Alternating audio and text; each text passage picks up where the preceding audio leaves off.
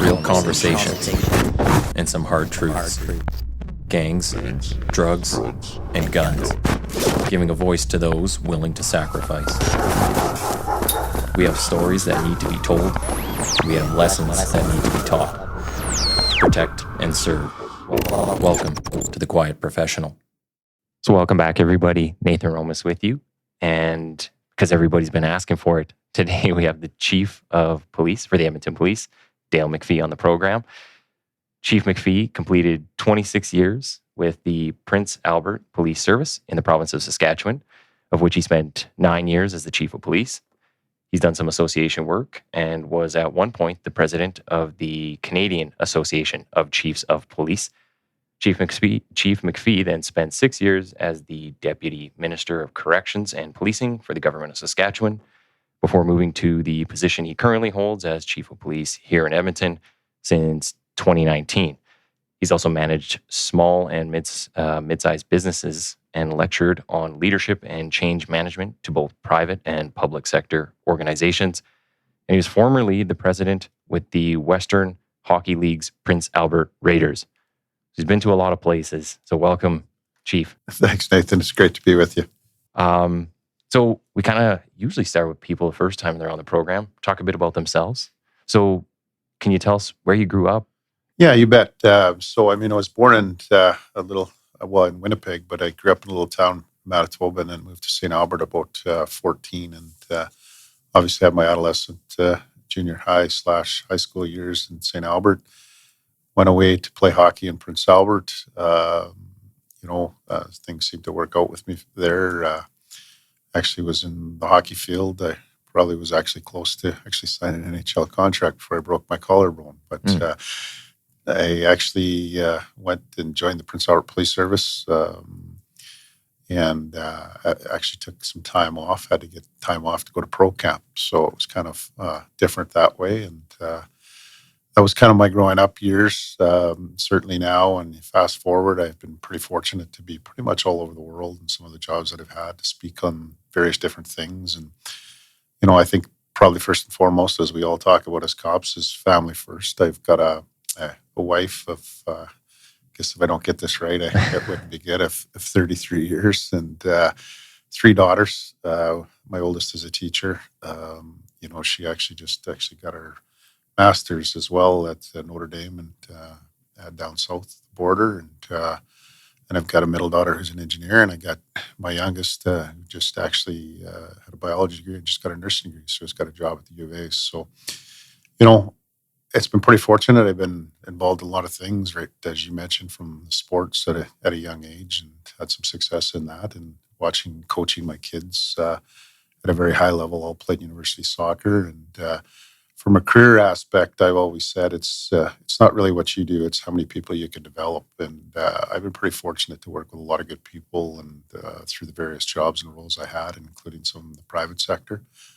And yeah, that's kind of a little bit of a nutshell of who I am, and pretty humbled actually to be here at the Edmonton Police Service with so many great men and women as well. So, well, let's go way back though, and just talk about being a kid. What kind of kid were you? Were you doing good in school? And yeah, I did all right. Like probably most of us do. The school was one of those things that I didn't find too hard. Always, and then got into the high school years, and some of that we had to do on a bus as well, playing hockey. So it was more on the athletic field. Just played several sports, including football at a junior high age, and played lots of baseball. Actually, played baseball and at a young age at Little League World Championships at a team in Manitoba, and really? So we went there and toured around, and so I played ball at a long age. And I also came back, played some fastball.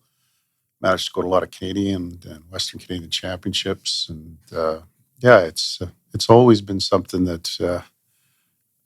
Try to do the things you enjoy, and hopefully you get good enough that opens some doors for you. Well, what pushed you into hockey the most?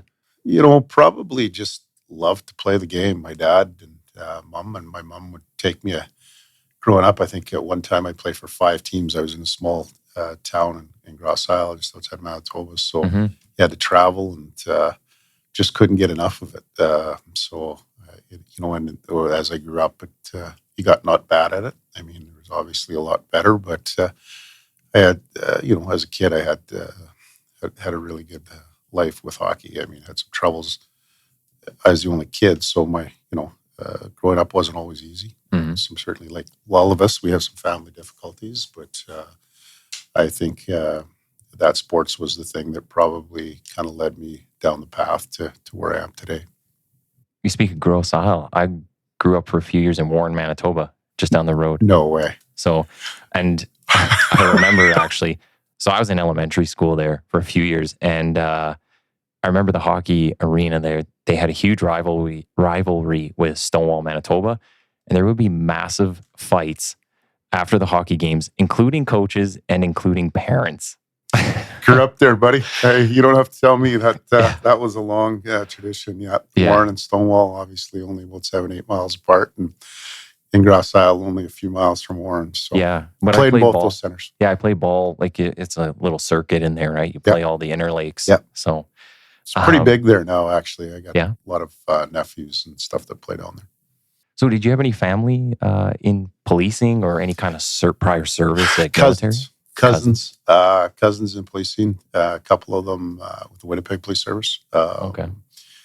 Obviously grew up as in hockey and stuff.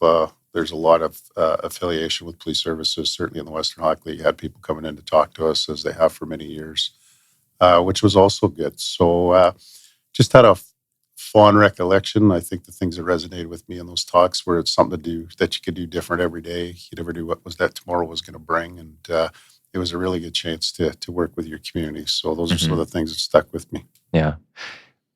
So if I'm remembering the path you took here correctly, so you went from hockey straight into policing?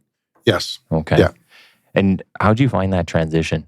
Not too bad. I mean, it's teamwork, right? So it's teamwork. And I mean, I was pretty fortunate because I graduated reasonably early. So I took a ton of sociology, psychology classes kind of as the prep, getting ready and including work. So it's just something that kind of was really a place where, I mean, if you think about it now, that's one thing that's never changed is if you can't work within a team, you probably can't be a cop, right? So when you think about that, I think I was prepared well for that with some of the circumstances I had and then some of the background that I had and then some of the interests I had. So it was kind of a natural fit for me, actually.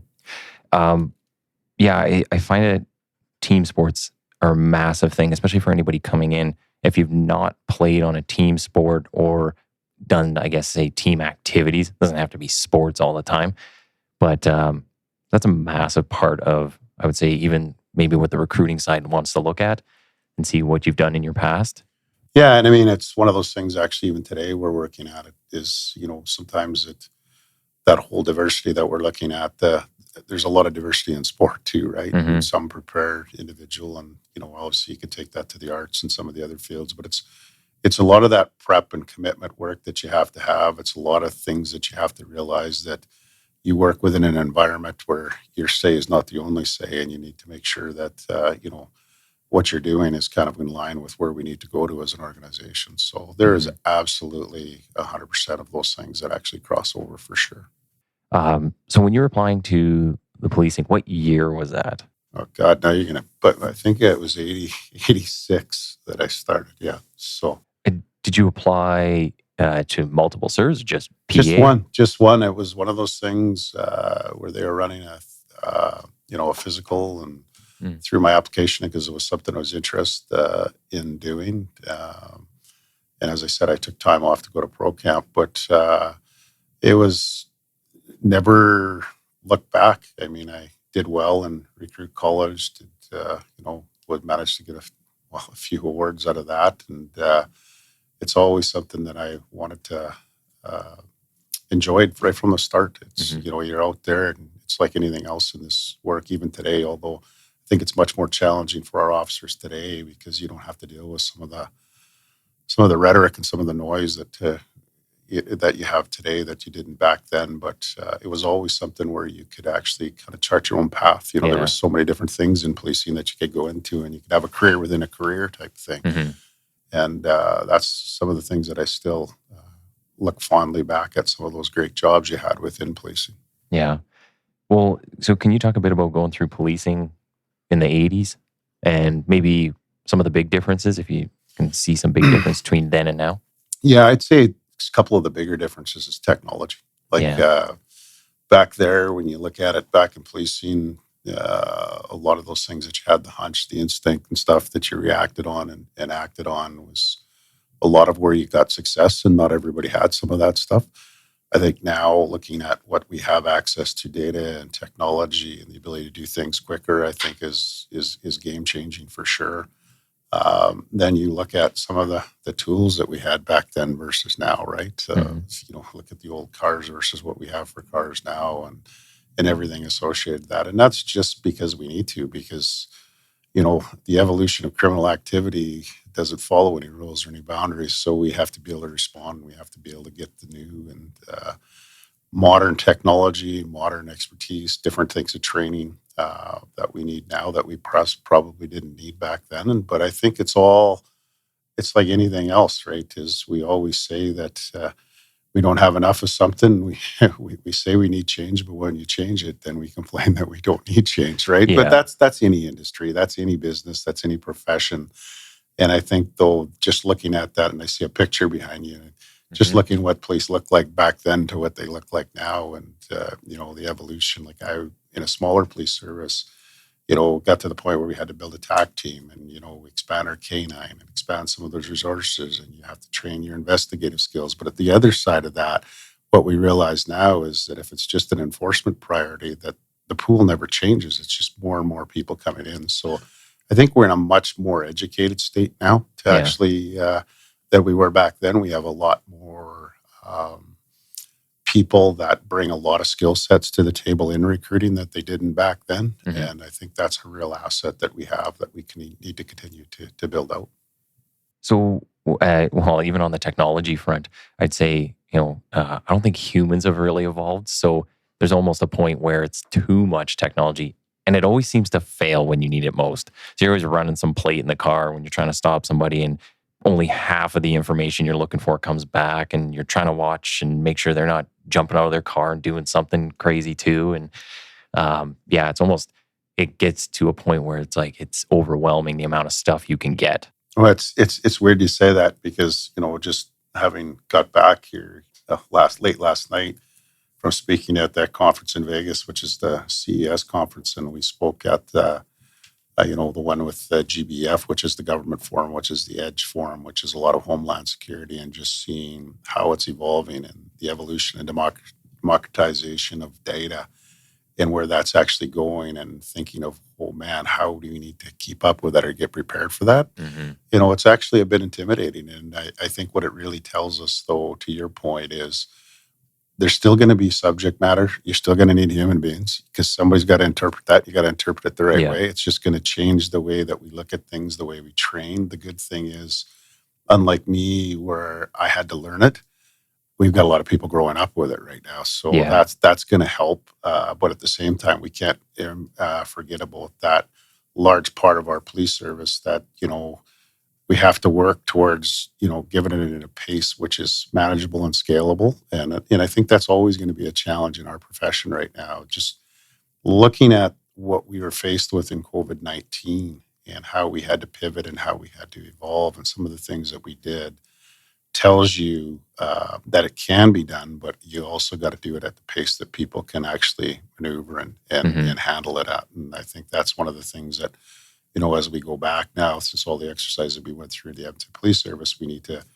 tweak and evaluate which ones of those things that have maybe not has been beneficial would have, and we need to do it. So that the point to you there is, we always got to continue to look back and make sure that it's for the right reasons. Yeah.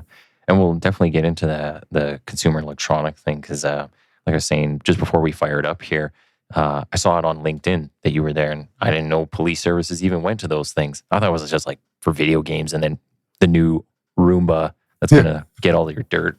So they've got a little bit of everything there, from flying cars to everything else. Yeah. It's crazy stuff. Yeah. So when you're in Prince Albert, and you're kind of going through your career there, because you spent 26 years there, 9 of which was as the chief. So that must have been just blasting through the ranks to get up there? Is there much in the way of structure there for ranks? Yeah, no, Smaller service? It's smaller service, but it's, back then when I started, constable, corporal, sergeant, staff sergeant, inspector. We didn't have superintendents because we weren't large enough, but then you had a chief, and then eventually there was deputy chiefs created, et cetera, and I created those. So it was an interesting path that I took in relation to how I came up through the ranks quickly. And and it's amazing because I know you're on the association, and some of my best training actually came on the association. I was president of our police association probably for 9 years or more, including 9 years as a chief after that. So, and then, served as a Canadian director, and I was the president of the SAS Fed, which is the provincial police association as well. I hired the first executive director for our association back then too, with some of the initiatives. So you learned a lot about relationships and people and skill sets. And I was pretty fortunate over 9 years to, as a police chief to never have a grievance. Can you imagine that? If we could do that here, good luck. But because it's relationships, it's people. But I got to go back to the story, how I jumped from an inspector to a police chief overnight. And we had an issue. And again, thankfully, I had some of this, why I started with the training, the police association. I had some of the experience on this. We had a mayor that was pulled over for impaired driving by one of our recruits with less than 6 months on the job.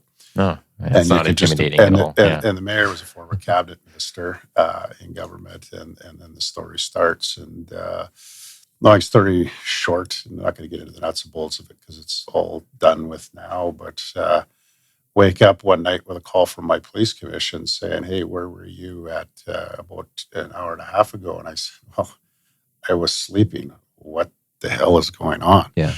And I can't talk about this on the phone. I had to go into the city hall. Long story short, mayor got to pick up for driving. One of the folks from our service took him up to the chief's house. And unfortunately, the chief, who was a really good guy, was a mentor of mine, John Quinn from Saskatoon Police Service, was one of my mentors. Obviously, unfortunately, this all led to a lot of careers being lost. And, a lot of things. I think we actually spent $750,000 on an impaired driving case because that's how sensitive it was.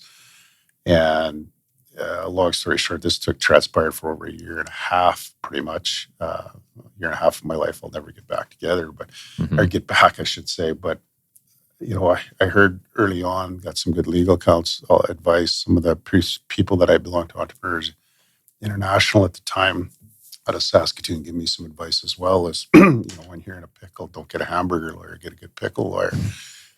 We lawyered up. We had ethical advice from Ontario. We had columns hired from the Calgary Police Service. Wow. Long story short, as I said, there was careers lost, but it's kind of one of those things that didn't ask for it. It just happened because within 24 hours, I went from an inspector to the acting chief for the next year plus. So as you kind of wrapping up your career there, what would you say is some of the most memorable stuff from Prince Albert? So it's a little different than maybe the big city policing. Yeah. I think it was there. Well, first of all, on the job, I was pretty fortunate to go through, and I had a lot of different training. And some of the training that I got that was very useful for me was communications training. I had quite a bit of it, both through the association and through the police service. Actually, I went into comms, and then, of course, I was in CFSU, which is like the JFU, which is like Alert now, for the province as well. So I think some of those partnerships and working across systems was very good as well. But I think as you got to the chief of police, because it was smaller, I didn't have people to do things for me like I have here. And I don't mean do things for me, but you just had the others. Support. The support. Exactly. Yeah. Where there, you had to learn it all. And you had to learn it from the ground up. So I think it was a great stepping stone for me to ground me on what it needed, not to forget about where you came from, and then also allowed me to transition into a significantly larger job, which probably is even a little bit bigger than this one in a lot of contexts, of working in a government, where you're in charge of policing and corrections and transformational change and a few other things. So I think it really gave me a good solid foundation and base. But by far, the thing that I remember most there is the people. Yeah. Okay. So on that, I just wanted to ask about your time serving for the province. So, what was that job like compared to the policing side of things, especially as a chief of police? I imagine it was pretty political at both spots. Yeah, well, I mean, both those jobs are political. You're right. I think the thing there, though, is you actually looked at it from a policy in a larger process issue. So it really taught you of what feeds the system and maybe where you need to focus. It was a lot easier to do things quicker as a chief than it was as a deputy minister in government, even with some significant ability to create change. And that's just because of the number of approvals you need. But what it also allowed you to do is look at the other ministries, health, social service, education, including the economy and everything else, and how things are related to each other. Hmm. And it really started to open my eyes to the position of policing. When I always use the analogy when I speak is we have two basically perspectives that we can operate as a chief of police. One is the voice of influence, and one is the voice of authority. Well, authority comes in law, and we know what that is as a cop. We know we're law and lawful placement and everything else and what we can act on. But the one we don't use is the voice of authority, which we need some of those partners out there that we actually can rely on and work with and set mutual goals and objectives. Because if we're going to take stuff out of the system, we need them. We can't successfully do that. Mm-hmm. I mean, it's been tried over and over and over, and you can't do it unless you do that. So you got to know how that works. Some of those things that we did, early on was the money in the system. Again, knowing how that all works in government's very helpful. Yeah. And it's to find people. So I think what it really did is took me to a 30, 40, 50,000 foot level of understanding how everything works, right? From making decisions on changing to the Police Act to making decisions on, how corrections impact. One of the things that, just as an example that I took away is we were looking at overtime in corrections. And we hired a group. Well, first of all, we hired a group, a company, I won't get the name, but we hired basically an accounting firm, which there's several of them. So they come in to look at overtime, and they said, well, if you change your shift pattern to this, you could probably reduce your overtime by X. And, that's stuff we already knew. Mm-hmm. So hired a mathematician and an economist in our ministry, and we looked at it in a couple other different aspects. And they basically told us, and the numbers might not be quite right, but they're close. If we let 11% of people out of jail, we could probably expect 5% reduction of crime.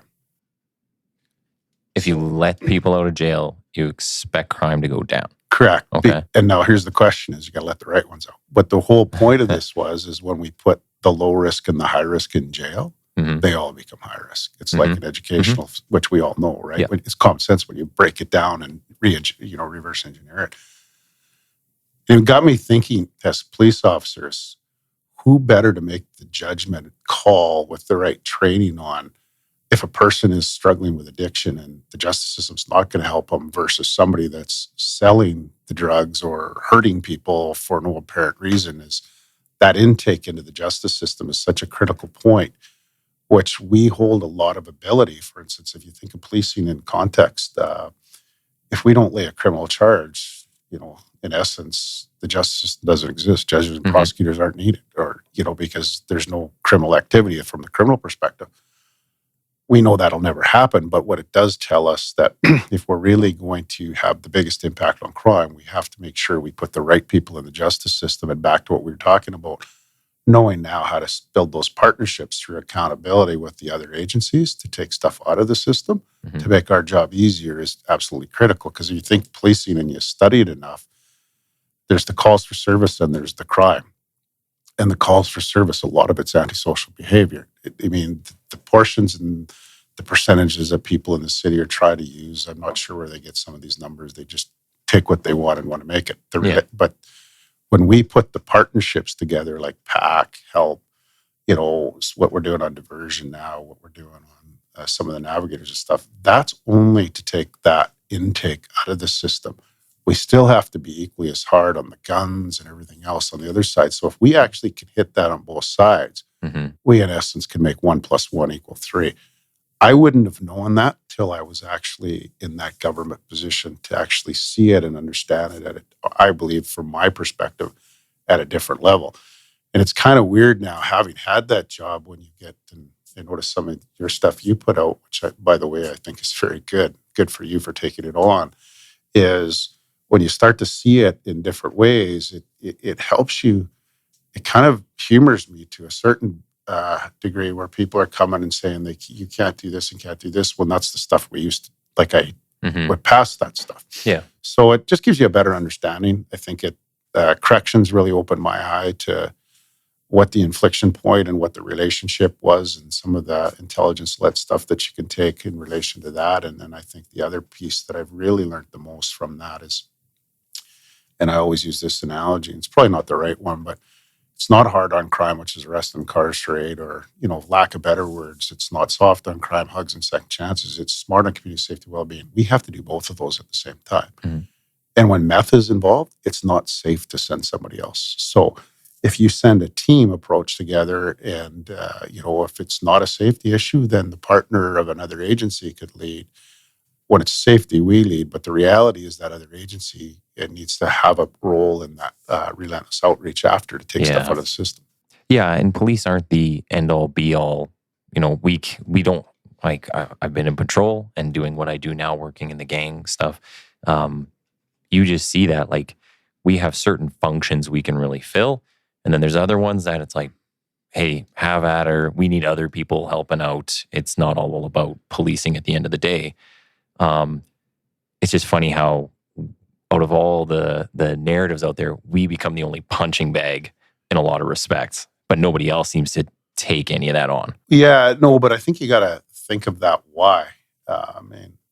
There's a concentrated effort, right? And it hasn't worked, as you said, in North America for certain folks that maybe don't have the right intentions to destabilize. And where do you need to destabilize? You need to destabilize the police. So don't take it lightly on those that actually try to do that. I think what we also got to continue to do, though, is remain professional and not get caught up on that. Because I can tell you, being involved in major city chiefs, I just spoke twice here in the last 4 or 5 months.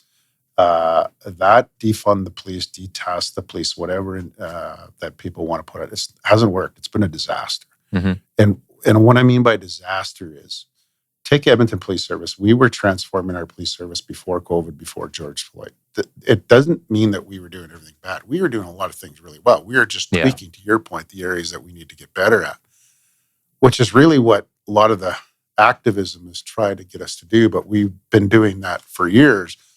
The point is when you just actually change and do it based on social media or without knowledge or just because you maybe disagree and had a bad experience, you get to the places like Minneapolis where, the chief there just spoke at one of the conferences. I think it's, their homicides have, I believe it was tripled, violence has quadrupled.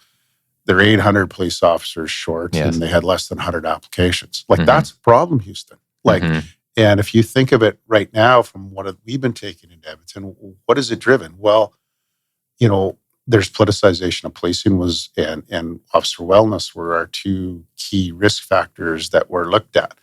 And I mean, people will say, well, what does that mean? Well, politicization of policing is when you start to get into the operational lines of policing and you're trying to change that without a knowledge base, you're really putting police in a very difficult situation. Mm-hmm. And when you look at officer wellness taking the blunt of that criticism all the time, when you see the incidence of mental health go up, a lot of that has a relationship with what they've been seeing for the last 2.5 years. And if you see it and all that, it hasn't just been us, because the pandemic has also put this on the nurses. Mm-hmm. And you're seeing recruiting shortages in nursing. You're seeing recruiting shortages now. We went from 1,200 a few years back to 400. We're still filling our classes, but you can see we have to get ahead of that. And then you look at EMS, which we're now in a worse position, and you've got roughly 10% of your workforce off because of injuries above the shoulder.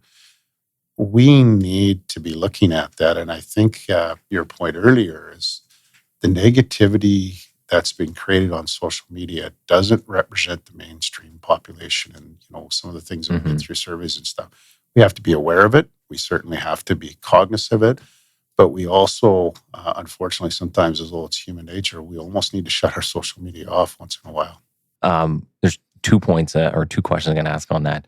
These surveys, and there's an article I have here that is talking about surveys and where are these surveys sent? I live in Edmonton. I've never got a survey. Yeah. Why do I never get a survey about policing?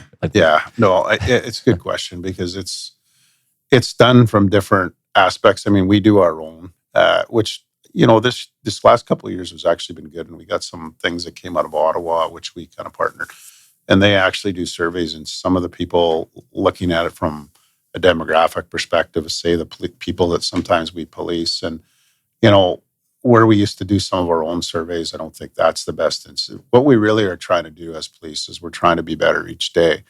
But then others will do a survey or they'll do some things. And I mean, the best one that I can think of is when they took school resource officers out of schools. Mm-hmm. I mean, the Catholic Board of Education obviously did a study on that. Less than 5% of people want to take the officers out of school. But there was a portion of people that said we need to change some of our school liaison, how we do that program. Mm-hmm. That's a good thing. We always want to evolve and we want to change. But when we frame the question from a negative and we try to make it a negative where there's no win, saying that it's not right to have officers in school, well, you're never going to get to the outcome. So one thing I learned, and this goes back to the justice portfolio too, is the question sometimes is more important than the answer. And if you have the predetermined question to fit your needs, well, it's not always that helpful. So you're not starting from a common ground of right. any sort. So where do we even start the conversation, really? Right. And I think, though, for us, my job as the chief of police is to try to keep that out of the front lines. Like, as I try to say each and every day is, we're not going to lose jobs because right now the Edmonton Police Service can't afford to lose jobs. Mm-hmm. We still, back and you look at budget and some of the things that we've actually had to do, repurposing positions in, the unfortunate circumstances, just using this as an example at Chinatown, where two people lost their lives. Mm-hmm. And the reality is that was in our budget request to build that area out for more of a visible presence. And visible presence does work, and we know it works.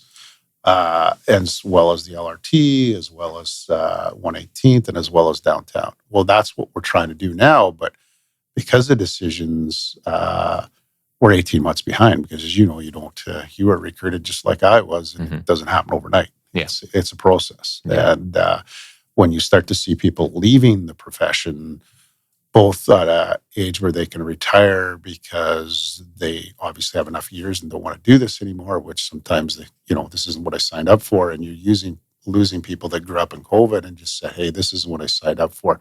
This is much more too negative. Yeah. That becomes a bit of a problem. So we need to get ahead of that. I think our comm strategy, we've changed it. I think we're getting better. I don't think we're there yet, but I think we're getting better. But at the same time, we need to keep an eye on our officer wellness.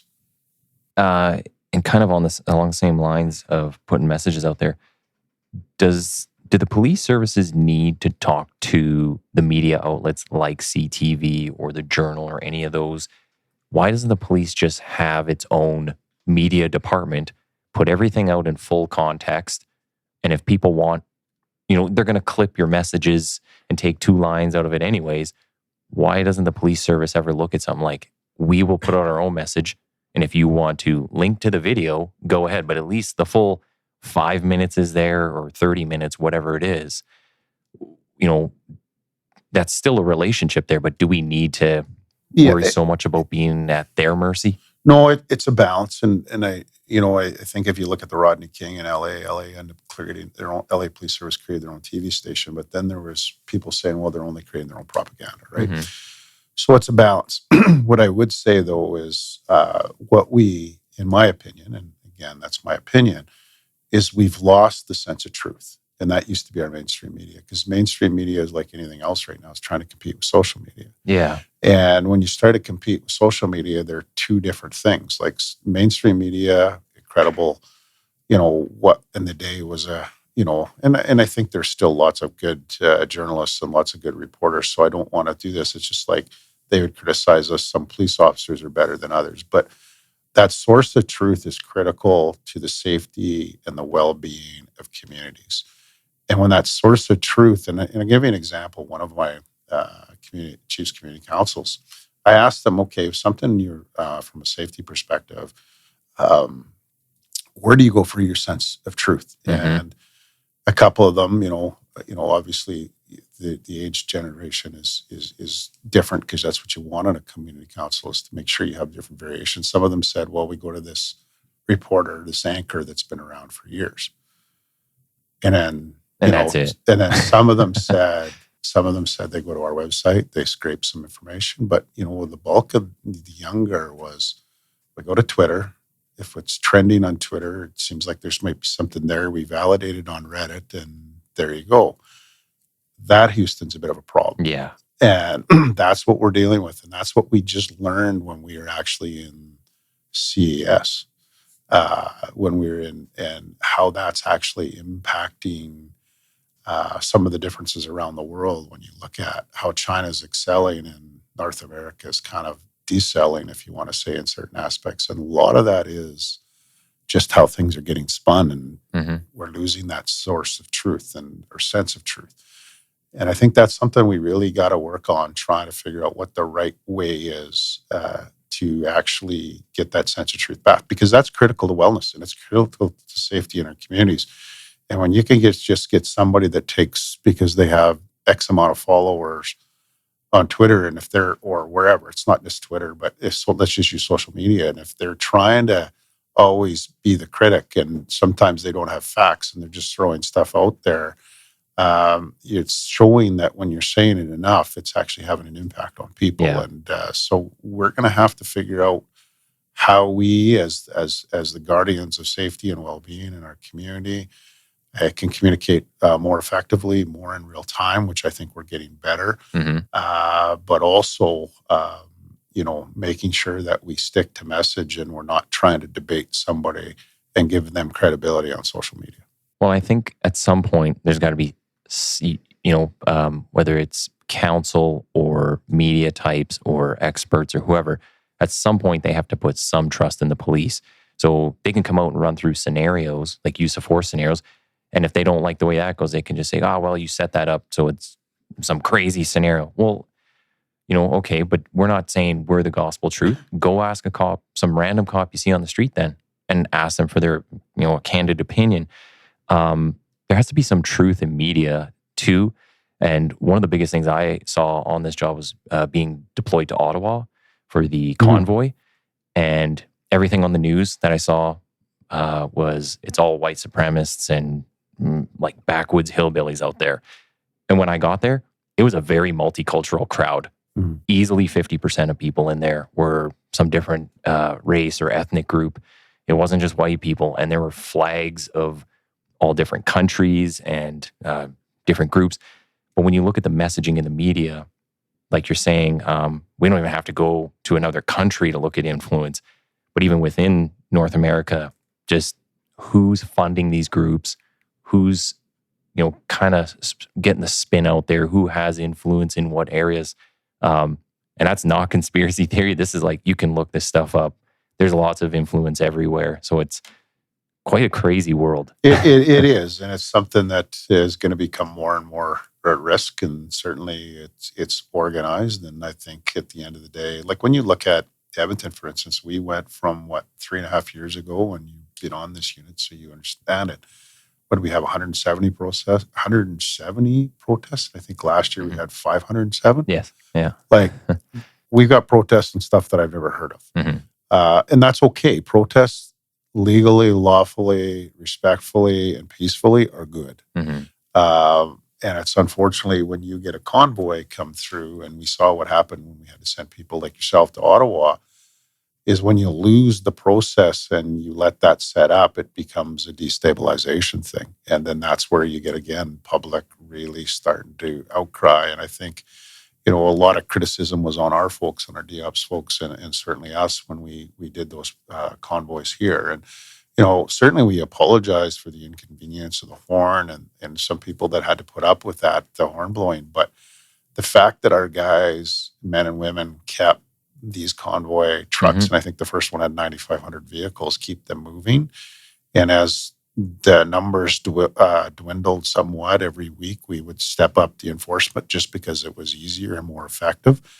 I think is a lot of lessons that we did, a lot of good things. Now, could we have changed some things? Anytime you're using an unprecedented situation, there's always going to be things changing. And we, as you know, look at those all the time. But pretty proud on how we've handled 507 protests as a police service, and including one unprecedented one. It wasn't a protest, but a visit from the Pope, which, I mean, you saw several police services in here working together, thousands of people, basically without a flaw. Yeah. That tells you the degree of preparation and professionalism that our members take in this. And I think people need to hear that. This isn't something we take lightly.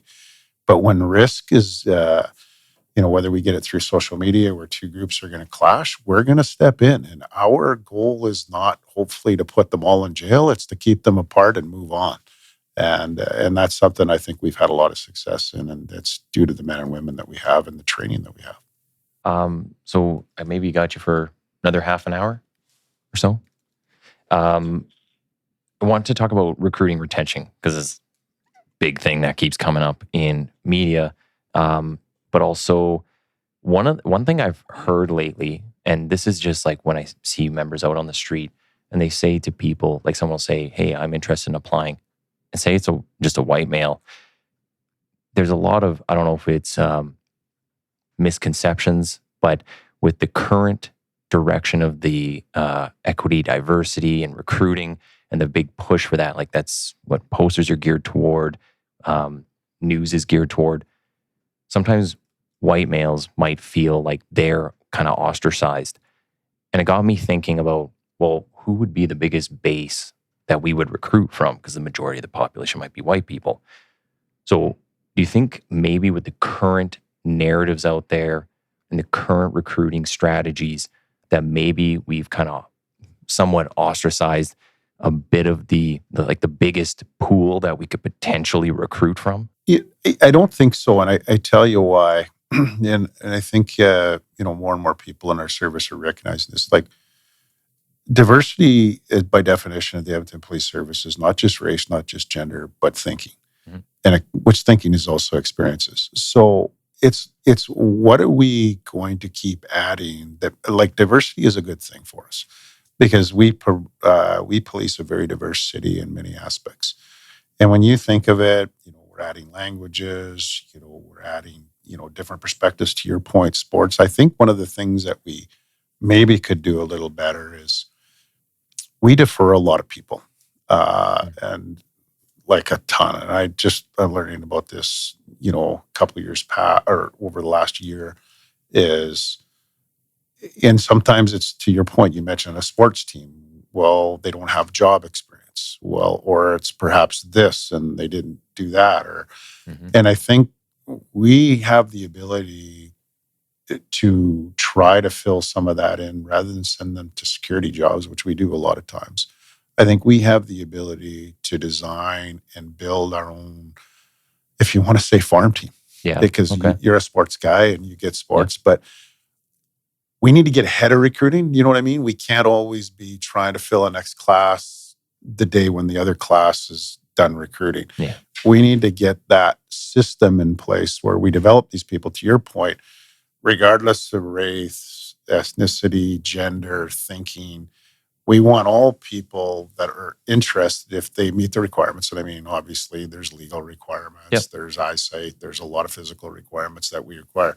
But when they meet these, why are we sending them somewhere else when we could actually start to develop some of this? And maybe we run them through the whole recruiting again.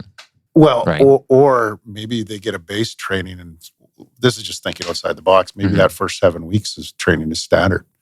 You get the stuff that we need, the trauma informed, not the firearm, not that stuff, but a lot of those basic needs that we need right now in policing. So we just got to look at it differently. That's the whole point of this, and it's not to turn people away. I think what we got to make sure is we're trying to ensure that we keep diversity in the forefront, but diversity comes in 4 or 5 bundles, and that doesn't discriminate against anybody. Okay. And you know what? That kind of gets me thinking about like the cadet program. I think Winnipeg runs cadets. There's a few others I've talked to. So back when I was in the government of Saskatchewan, we did a white paper. One of the fellows that works for us right now was the lead on it. And it was basically low risk to harm, high priority policing. And so, a lot of the things that we don't get to, and that's a good breeding ground and learning ground for us. And, so if we can get into something like that, to your point, like the Winnipeg, like there was one in Alaska, our CMP had some of it.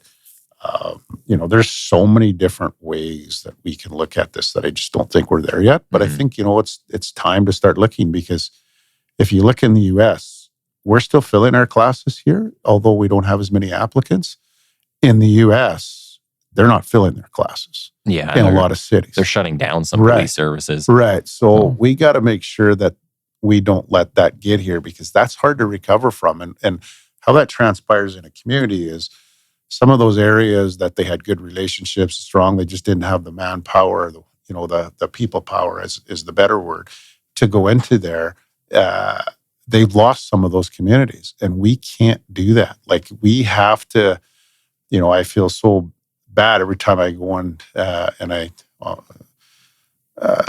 Chief of Staff Dreichel and I, we take regular tours now of some of the things that are going on in Chinatown, almost on a weekly basis sometimes. And those people are struggling. The people that are trying to run a business there, the people that live in that area are struggling, and we need to help them, just like our downtown. And I mean, until we get some facilities and the ability to take people some places and build a system, we just look at these one-off things and we say that's the answer. And I think we have to play a role of adding our voice into the system, which we have been with the province, this new task force on this action committee of doing some of these things. There's a lot of potential promising things that could come our way in the next few months on the safety and well-being aspect that have a direct impact, positive impact on us. And so we need to be able to make sure we have people to fill some of those jobs. Maybe on that, we'll kind of move on to some stuff about the Police Act, some of the amendments coming up. And one of the points in there that kind of struck me was the key change point here, where it says it requires police to develop community safety plans and report annually on their progress. When I read that, that kind of surprised me. I thought, maybe it's just out of ignorance, but wouldn't the city come up with the community safety plan, and then the police are just one department in like dozens of people that need to kind of attack a plan? And then on that, it just got me thinking, like, all the stuff going on between the mayor and the province. And, when we drive around and are doing our job and we're out in the suburbs, I've never seen so many people in the 10 years I've been in Edmonton standing on street corners, asking for money. Like, it's expanded completely all over the city. Catalytic converters getting cut off. They used to kind of be like a core thing, maybe out into the neighborhoods. That's everywhere now. It seems like a lot of things are kind of getting worse. So why is it up to the police to come up with this safety plan? So community safety plans is actually in legislation in Ontario. And I think probably when they looked at this as some of the things there, and what that actually did is give the authority from justice to be one of the people that are centric to the plan. It doesn't mean it's just a police plan. It's a community safety plan. But, it's like anything. It's like that whole analogy. If police aren't involved in your community safety plan, or, somewhere in this closer to the center, it's not going to work. So I don't think that's a bad thing. I think some of the ways that these things get rolled out and how we look at implementation are going to be the thing. But, the majority of the Police Act changes that came, by far the majority, are things that we've been asking for years ago, not just from the police chiefs and the police associations, the ability from independent oversight. Fair enough, bring it on. That's great. The ability, everybody was asked the question about province have a role in police commissions. Well, they do in most other provinces, I think, except 2 or 3. These are all not bad things. Now, what's really not clear yet is, because it's new, is the implementation. But this Police Act has been reviewed by both governments in this province, and they've both been started under one government, and it's finished now. In a large part, it's what everybody's been asking for, but the part that it's more of a problem is I'm not sure why some people are trying to use it as a political mechanism. Mhm. Because you do need the oversight body, which is your government, regardless of what stripe they wear, to play a role in modernizing policing. So, from what I've seen, and again, I do have questions on what it looks like on implementation and regs type thing. But for the big structure changes, I don't see any real bad red flags there. I think Mhm. it actually starting to bring some accountability to the process and some independence, which right now, as you mentioned a couple of times, is independence of policing is no less important than independence of the judicial. Yeah. Because you have to have the ability to have independence. Because if you're starting to see people trying to influence where an investigation goes, that's a dangerous slope. And I think it's something that this actually starts to get a little bit more accountability into. Yeah, and you know what? With like you see with the RCMP out on the East Coast, and all the questions surrounding that, are they really just an extension of the federal government, or are they independent? You've read well. So I try to read. I feel like my eyes are blowing up out of my head half the time trying to get prepared for these things. One of the things I want to touch on though was just about that independence of the reviews of like police conduct and stuff. So I know there's lots of concern from frontline members. Who's going to be on this committee? Do they actually understand policing at all? Do they know what use of force is? Because the experts we see in the media right now, I don't think quite get that. So, like, who's going to be on these? Well, I mean, I think right now I look at it very much like, this is basically scaling out the ACERT model, right? Now, the bigger concern for me is making sure you staff it, because otherwise it's, the biggest problem we have is the timeliness. I mean, let's face it, you're going to have the investigator's going to have some knowledge of policing. I mean, it doesn't make sense if they don't have knowledge of policing. So I think, that particular model has actually worked quite well. I think it's gotten a lot better since, they've put some new funding and got some more bodies in there. It's, even though we're not there yet because there's such a backlog, so that's good. In relation to a governance, I think the one you're referring to is some of our smaller communities. What's really kind of the role of our police commission? Yeah. So that governance model, which is kind of the bridge between politics, whether it's between the council or in this case could be the province and the community, you need that bridge. You need that mechanism that's, I wouldn't say apolitical because there are some political appointments to it, but you need to keep that degree of independence in there to ensure that a police service can do what they need to do on a safety and well-being perspective, including, when you get into things like budget and what is the need versus the want. Because I think when you talk need and you look at what's going on in your community, as you said, you've got a lot of homeless, you've got violence, you're taking guns and a lot of vehicles right now on a daily basis. Yeah. You've got, the shootings, we're concerned and some of the patterns that we're seeing in relation to that. We got to tackle all those. And, so if you look at it and you break down a lot of the vulnerable population that you're seeing is in that displacement. Well, that displacement takes place partially because when we actually have to move resources from the outside into the core, they're going to displace them. Yeah. So if we would have did it like we did, is where we built the outside, this was the plan, build the outside strong, and then go to the core, which is your last step.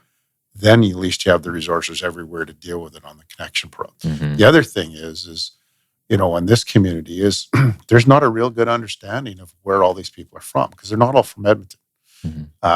So there's, lots of things out there right now saying a lot of them aren't from here. Now, again, you got correctional facilities that releases people. We've got a major hospital that people come into on a regular basis. And we need to make sure that there's steps that we're connected to, not leading, but connected to actually reintegrate some of these people back to their home communities. And then from a government perspective, you can't solve, let's just use the word homeless, because this is one of the things we're talking about in a city, unless you have a parallel or regionalized system in some of your feeder systems. And that's similar to crime patterns if we're doing crime, similar to hospital if you're looking at healthcare. And you look at our feeder system, that could be some regionalized First Nations, certainly with Tasquin is definitely there.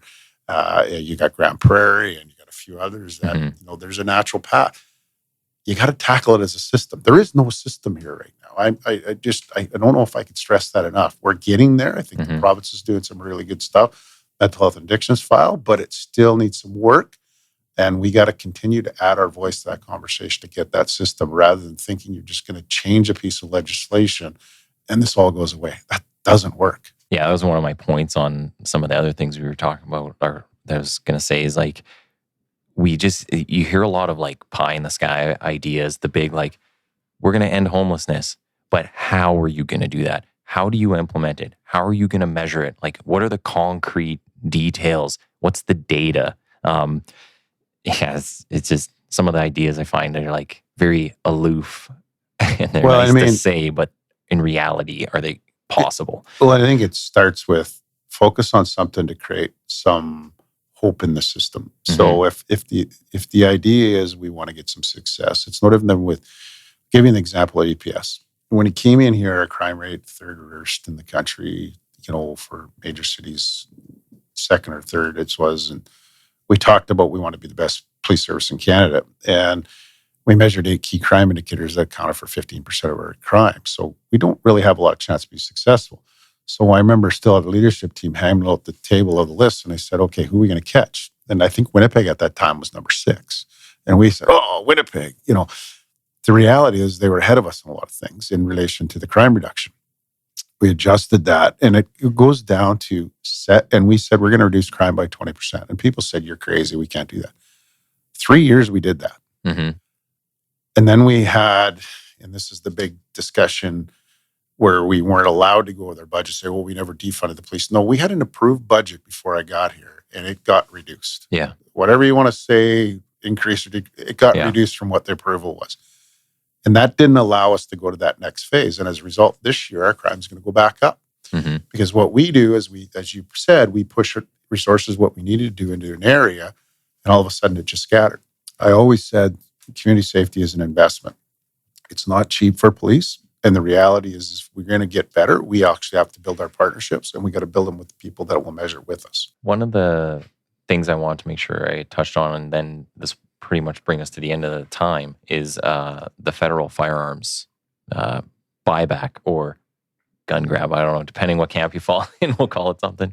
But can you talk a bit about that and how these asks have been made maybe to the municipal services? Because when I had the CFO in, Terry talked a bit about that as well, saying that letters have been going out and asking people, but there might not have been as much buy-in. And now we're seeing that where I think it's 5 provinces or like 4 provinces in one of the territories have kind of pushed back. I don't know where all the services are on that. Yeah, so I gave evidence on this in a parliamentary committee. And there's a couple things. There's going to be parts of it. This is not the buyback program, but some of these changes in the law and some of the restrictions of firearm, if it becomes a law and we have to act on it, we'll have to look at that. We have some discretion, but we still have to act on the law. Buyback program is a policy. The reality is, I personally, and certainly EPS's position is, I don't think it's very helpful, because we're not focusing on the people pulling the triggers. You being in gangs, that it takes a different individual to pull a trigger than it does to want a gun, especially on another human being. And, we're trying to build a gang reduction strategy, which has more investigative powers. Like, we're not getting, in my perspective, to the place where we're doing non-fatal shootings enough, because we're focusing on the fatal shootings. So you have to have an enforcement. These aren't people that are going to sell their guns or turn their guns in. Like, that doesn't make sense. It never has made sense. So we're trying to focus on the enforcement. The last thing we want to be is the wedge to take lawful guns off people that are lawful gun owners. And we tried to make that case in relation to it. And the interesting process here has been that the federal government seems to be reaching right into the cities. Not the police services, but the cities. Yeah. I'm not sure why. But at the end of the day, it's something that we have to be cognizant of. But I think for us, this isn't a program that we see as going to be real beneficial to the ultimate goal of keeping communities safer, certainly in our jurisdiction. And certainly I think that would probably be shared in most Western Canada. Well, and even when there was the talk about like almost having individual communities. What was it? I'm trying to think of the wording, but like licensing. This community can say you can't have these guns here, and this one you can't. I was like, that would be an absolute disaster.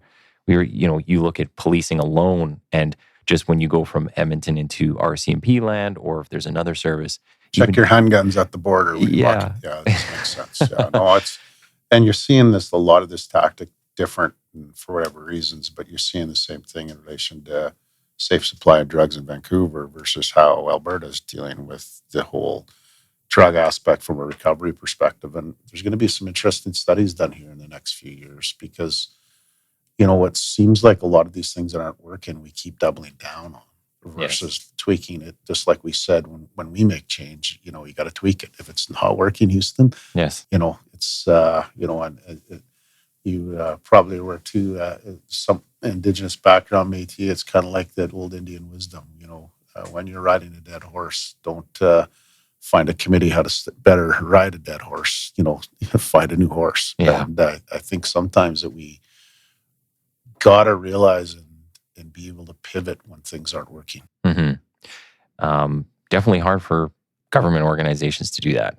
It's a big ship. But again, steer. That's back to my old job. It's not impossible, Mm-hmm. but at the same time, the people that are actually living it out on the front line, we got to make sure they're connected to the decision. Yeah. And, most of that, regardless if they deal directly with the city, if the police don't have input, the police are going to be the ones dealing with most of it. Yeah. And that is a problem. That's a process problem where it seems like we have something we want to move on. We go to the lowest common denominator, the easiest way to get it done, and we don't look at the people it impacts. And that's certainly something that we're, trying to get. And I said back to voice of influence versus authority. That's exactly what I'm talking about. So at the end of our time here, do you want to is there anything that you think you want to plug in there? Say, hey, this is coming down the pipe. I think I'm really looking forward to the action committee on, the mental health and addictions file. Because, let's face it, when we talk homelessness, we start talking problems. We still have a huge drug issue here, and obviously a mental health issue that's growing exponentially too. And a lot of that drug problem here is driving violence as well, and that's meth. But I think the thing that I'd like to leave people with the impression, my last comments are, is I've been around a lot of police services, both as the CACP president and certainly back in the association days, and we have a really good police service. We've got a lot of dedicated men and women, sworn and civilian, that do a great job. And, our discipline complaints, I think, are less than 1%. And that's what people focus on. And we all take discipline serious. And certainly as chief, I do too, but we're going to make some mistakes. We deal with a higher environment. And for us, we'll need to own our mistakes. And if we don't own our mistakes, then we'll have an accountability mechanism. But I want the citizens of Edmonton, and certainly our police officers that are working on a daily basis, to know that this is a good police service, and I have a lot of confidence. I'm still humbled as I was the day when I took the job to be able to work with the great men and women we have. And, I think people got to realize the majority of the public feels the same way, and it's starting to come back, and let's not lose hope, because if we lose hope, it's like anything else. We know where it goes. Yeah. And I think the professionalism that we've transpired during some challenging times in the last few years has been something that I'm proud of our people for. Great.